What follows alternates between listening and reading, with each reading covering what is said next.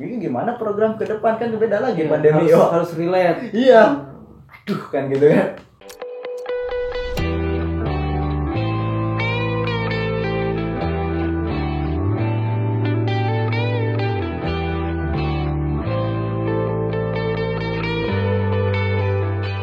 Nah tadi kita udah tahu nih mekanisme pemilihannya seperti itu. Ternyata e-voting seluruhnya digital kan. Sekarang kondisi pandemi saya rasa masih belum terlihat kondisinya membaik. Terus menyoal programnya gimana ke depannya MPS ini? Iya. Ini seru sih kalau saya ngomongin program. Ketika awal pencalonan, waktu masih di bulan itu tuh nggak pernah berpikir digital lah. Artinya konsen ke. Jadi ada dua visi misi. Karena pemikirannya masih 2019 waktu itu. Makanya ada penyegaran di 2019. Pas mau ini, ya kata tim ganti visi misi lagi lah katanya. Ini gimana program ke depan, kan beda lagi pandemi. Harus relate. Iya. Aduh kan gitu kan. Gimana mikir akhirnya punya dasar sih, maksudnya dasarnya gini Bang, kalau prinsipnya pada dasarnya program tahun kemarin pun bisa diubah cara realisasinya gitu. Misalnya diubah ke mana, ke digital gitu. Contoh misalnya itu paling sama sih konsepnya, pengen BSA itu yang lebih prestasi BSA itu tetap maco gitu, tetap keren di tengah pandemi gitu kan. Nah kayak lebih karena BSA ini lomba yang paling sering dan paling ya maksudnya bergengsi adalah debat, itu kemarin itu hampir tidak berjalan pelatihan karena ada pandemi. Nah dari situ dasarnya ini nggak bisa nih, makanya dijadiin program pelatihan online. Ada pelatihan online debat, karena pelaksanaan lombanya pun kemarin ada sempat lihat itu lomba debat itu online. Tuh dari segi pelatihan apa kayak misalnya pelatihan debat, pelatihan kalau di biasa ya qiraatul akhbar, baca berita. Baca berita. Apa tadi istilahnya? Qiraatul akhbar. Pakai kho. Iya. Terus. Baca berita, mungkin khutbah. Iya. Agak familiar ya. Iya. Khutbah terus dan lain-lain dah. Tapi kalau misalnya agak bingung juga di kayak semacam peminatan sepak bola futsal, itu mungkin kita ada opsi tetap adakan di GOR, tetap maksudnya kita bermain tapi protokol lah. Protokol aja. Di sisi lain program ini yang dicanangkan itu ada semacam, karena di BSA ini banyak orang yang berpotensi dalam bidang sastra, keren-keren gitu. Bahkan ada sering saya kontekan ya, kalau misalnya ada yang diupload ke buku, udah di post di buku gitu kan, itu pengen mewadahi itu. Jadi pengen ada di akhir kepengurusan satu buah karya sastra gitu. Syukur-syukur ini bisa. Emang goal awal itu target kita bahasa Arab, puisi Arab. Karena mungkin jurusannya itu. Iya, karena kan mau gimana juga kan. Nah, semoganya juga bisa membantu buat yang bahan skripsi gitu. Jadi kan bisa dianalisis dan sebagainya. Itu sampai ke sana sih. Untuk program yang paling dicanangkan ya. Nah, untuk sisanya misalnya pada dasarnya orang bilang sih ke tim ke kepengurusan. Untuk program mungkin kalau misalnya tidak ada program yang baru dan memang ngapain juga banyak program nanti akhirnya keteteran. Program yang lama pun coba kita pikirkan ulang dan caranya relevansi gitu, yang relevan dengan keadaan sekarang. Menarik tuh kemarin di kemahasiswaan ada program BSA Curhat. BSA Curhat. BSA Curhat. Apa tuh? Jadi mungkin ya program ini tahun gak tahu ya kalau misalnya di 2018, tapi di 2019. Program ini ada di 2019 untuk mewadahi aspirasi, mewadahi keluhan-keluhan mahasiswa BSA. Itu di kemahasiswaan level fakultas? nggak kemahasiswaan HMPS. HMPS. Ya, HMPS. Jadi waktu itu cuma lewat WA. Nah, mungkin ini yang jadi poin penting.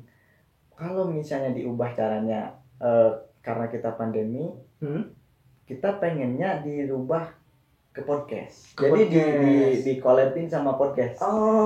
Iya. Saya di react kayak gini dong. Iya. Misalnya ada kita kan mau diaktifin lagi, karena mau nggak mau ini sosial media menjadi sarana kayak ujung tombaknya banget nih. Benar, iya, di zaman di pandemi ini gitu. Twitter, Instagram, YouTube itu benar-benar kita pengen aktifin lagi buat program gitu.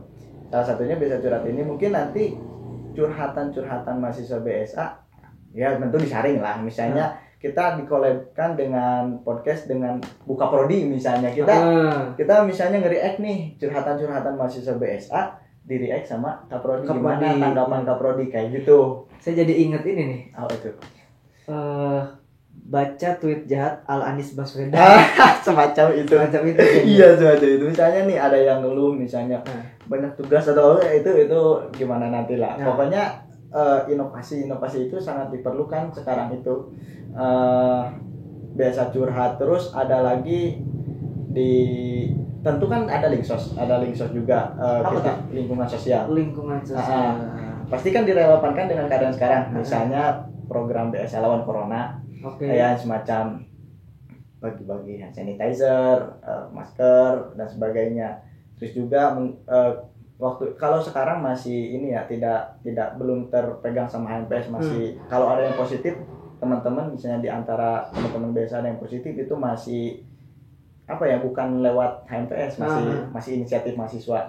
Nah sekarang itu pengen nanti sudah raker ada programnya itu lewat HMPS, misalnya diadakan donasi untuk bantuan seperti itu dan support dan sebagainya kayak gitu juga. Jadi program Linksos pun bertambah nih, jadi ada semacam kayak gitu, penanganan COVID gitu. Ya semacam itu. Apalah nanti bahas. Pokoknya bagi-bagi masker pokoknya itu. Selain itu, kalau nggak salah punya band juga. Oh iya benar. Betul itu Bang, BSAB namanya. Saya masih ingat. Ya itu kan di PMB. Apa nama bandnya? BSAB. Oh BSAB. Belum ada nama. Harus dikasih nama. Iya benar nih. Arik biasanya. Itu si Arik namanya. Arik. Yang sering. Dia personilnya. Iya, yang konsen di situ. Terus. Itu di PMB. Programnya bidang pengembangan minat bakat. Menarik juga nih. Kita adakan konser online katanya. Wah, iya juga nih kan gitu. Misalnya lewat IG atau apa. Wah, bener nih menarik kan gitu. Waktu itu kan ikut rapat juga. Jadi setiap bidang ikut rapat itu. Ada wacana seperti itu, dan ini menarik juga kan. Artinya tetap menyalurkan minat bakat tapi dengan keadaan sekarang gitu. Tidak boleh ketika pandemi seperti ini minat bakat di masjid ini yang jadi dasar pemikiran sih. Orang nggak mau kalau misalnya pas pandemi ada minat bakat mahasiswa BSA tidak tersalurkan. Makanya kita adakan nanti mungkin konser online kan, misalnya lewat IG dan sebagainya. Ya mungkin walaupun memang daya tarik ini masih jadi PR Bang. Misalnya siapa yang nonton dan sebagainya, kadang kan susah ya kalau misalnya kita narik masanya juga, masih dipikirkan di situ. Terus juga sekarang itu pengen menggencarkan juga kalau di Litbangnya nih semacam kayak pelajaran bahasa Arab yang misalnya bahasa amiyahnya kayak gini, bahasa fusahanya kayak gini, bahasa resminya gini, bahasa sehari-harinya kayak gini. Gitu. Kayak bahasa Inggris kan di Instagram masih ya. Maksudnya ya kayak misalnya cara ngucapin ini nggak hanya ini gitu. Cara ngebedain red merah dan red baca ya. Iya kayak gitu. Jadi maksudnya di bahasa Arab ini masih tertinggal di media. Nah kita pengen ke situ juga. Jadi mengenalkan bahasa Arab lewat media sosial. Misalnya percakapan kah, atau misalnya lewat video, atau lewat flyer, atau desain grafis gitu, desain grafis. Jadi di situ juga concern kita Bang. Berarti seingat saya ya, bidang kominfo ya agak kepus dong kalau gitu. ini yang jadi mungkin PR bagi saya ya. Gimana caranya Kominfo ini tetap efektif dalam melaksanakan prokernya dan membantu. Iya. Makanya kemarin pas terakhir rapat Kominfo tuh orang bilang ke Kabit, ya, mungkin ini udah langsung disampaikan aja, Pak. Ini kalau Sundanya wayahna. Oke. Iya gitu. Jadi emang kayaknya nih bidang-bidang lain pasti banyak ke Kominfo. Mungkin dari sekarang boleh diatur dari SDM-nya gitu. Mau kemana nih? Bantu kemana? Karena kalau misalnya dihandle sama 2 orang misalnya, wah ini udah kelabakan. Jadi misalnya kita dengan jumlah Kominfo yang ada itu benar-benar kita manfaatkan ke sana gitu. Makanya kita juga adakan pelatihan desain grafis gitu Bang. Pelatihan desain grafis buat ini kalau misalnya sekarang sangat dibutuhkan banget kan ya, hasilnya di bidang digital, desain grafis, editing video itu kita pengen kembangin lagi karena hampir sempat vakum di BSA ini pelatihan seperti itu. Makanya pengen digencarkan lagi karena banyak ternyata gitu. Waktu awal-awal ini siapa lagi yang kalau nyari panitia susah banget kan nyari orang yang editing, padahal banyak cuma tidak terwadahi aja gitu. Jadi pengen ada semacam pelatihan seperti itu juga biar nggak kekurangan SDM di bidang itu. Oke. Tadi banyak banget tuh program-program yang memang sebenarnya basicnya sama, cuman arahnya lebih didigitalkan. Betul. Tadi menarik sih ya, kayak ngebuka semacam podcast. Ya, podcast nih pasti share online kan segala macam. Meskipun saya rasa PR juga tuh. Mau bagaimana ke depannya kan. Betul. Tapi kira-kira gimana cara Pak Ang sebagai ketua MPS meyakinkan ke pengurus lain bahwa kita bisa sebenarnya buat yang begitu? Karena kan saya dengar info juga katanya sempat ada trigger beberapa orang kayak aduh pandemi ini. Iya. Gini, aduh pandemi ngapain ya? Gitu ya. Mungkin emang gitu. Tapi pas di awal pembentukan kepengurusan kan udah setelah pelantikan ada rapat BPH Kabit, disampaikan dulu tuh ke BPH dan BPH Kabit Sekbid bahwa kita harus solid dulu di sininya, di intinya dulu sebelum ke anggota. Kalau kitanya udah yakin, karena kan yang paling susah itu collective belief ya, maksudnya membangun itu, membangun kepercayaan bareng-bareng gitu. Nah, kalau sekarang strateginya paling kita bangun collective belief di BPH KB dulu, baru nanti ke anggota. Kalau BPH KB udah pede, nah anggota juga nanti ke pede gitu maksudnya. Nah memang ini susah karena yang paling susah itu kita nggak tahu antara jawaban iya di Google Meet dengan iya langsung gini kan. Jadi kan kita tidak bisa masang. Oke, kita nggak tahu nih ekspresinya, gesturnya kayak mana kan, meyakinkan apa enggak gitu. Nah gitu Bang. Jadi kalau kita juga jadi kita misalnya walaupun meyakinkan suara paling seperti itu aja. Karena kan nih yang paling aneh juga kalau rapat di Google Meet atau Zoom itu gitu. Jadi kita juga aduh, ini gimana ya, pada ngedengerin apa enggak gitu Bang. Ini jadi sebetulnya belum ada strategi yang pasti gitu buat meyakinin bahwa kita bisa bergerak di bidang ini. Tapi memang kita harus usahakan itu terus. Saya sama wakil gitu, sama Baim sering koordinasi bagi-bagi job. Saya jobnya ke sini, kita ke sini. Itu benar-benar kalau memang dikira memang secara sepintas gitu kayak sederhana gitu kan lewat digital gitu. Tapi yang paling susah itu yang memang ngehadirin semangatnya gitu Bang. Itu yang masih wah ya ini masih jadi PR dan sebagainya. Mungkin kan sepengalaman saya ya. Kalau kita offline misalnya kita bisa tuh kayak koordinasi ke jurusan agar misalnya ditekan untuk hadir dan segala macam kan. Kita nggak tahu nih kalau online. Udah makan? Belum. Kita kan baru rapat nih. Rakernya mungkin rencana di pertengahan Februari ke bawah, akhir Februari gitu. Belum raker belum. Ini makanya nih lagi online dong ya. online. Mungkin sistemnya mixnya misalnya BPKB offline dengan protokol karena kan tidak terlalu banyak orang, bisa jaga jarak lah gitu ya. Tapi anggota disediakan ruang Zoom. Rencana awal seperti itu. Nggak tahu nih rencana kedua bagaimana karena baru pembentukan panitianya kemarin. Baru ditunjuk ketua lagi itu juga belum ada struktur kepanitiaan. Ini memang agak bingung juga ya. Iya. Ya tapi kalau di satu sisi mungkin memang wajar juga kan. Iya betul. Proses adaptasi dan kita kali pertama ada di zona seperti ini kan. Itu Bang, betul. Ini terakhir deh. Harapan untuk teman-teman BSA juga HMPS. Ya, harapannya. Harapannya dengan HMPS yang sekarang ini selain mempertahankan kultur gitu, kultur, prestasi dan sebagainya yang ada di BSA yang positif, kita ingin menghadirkan inovasi-inovasi baru yang bisa harapannya bisa disambut baik dengan warga BSA yang ada gitu, semuanya dari kalangan mahasiswa, kaprodi dan sebagainya. Harapan kedua kita bangun kerjasama karena BSA UIN Jakarta ini udah besar, akreditasinya bagus. Sekarang akreditasinya apa? Kalau terakhir informasi A. Dan emang cukup prestisius Bang di BSA UIN Jakarta ini.